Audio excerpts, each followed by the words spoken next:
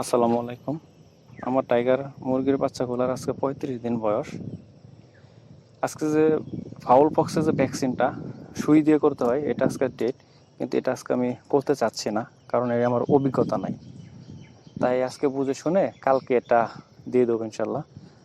আর ওয়েটটা আজকে মেপে দেখলাম ৩৫ দিনে আজকে আমার যে মুরগিগুলা তার ওজন আছে, প্রায় মুরগি ওজন আছে 650, 600, 700, 750 গ্রাম করে। অল্প কিছু মুরগি আছে যেগুলা 350, 400, 450 গ্রাম করে আছে।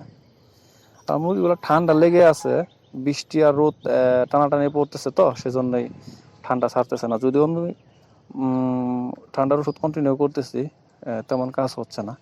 পাশাপাশি আরেকটা ওষুধ অ্যাড করতে হবে। আর আমার মুরগি 100 মুরগি ছিল, তো আমি এতটা অভিজ্ঞ ছিলাম না, তার ফলে 100 মুরগি থেকে আমার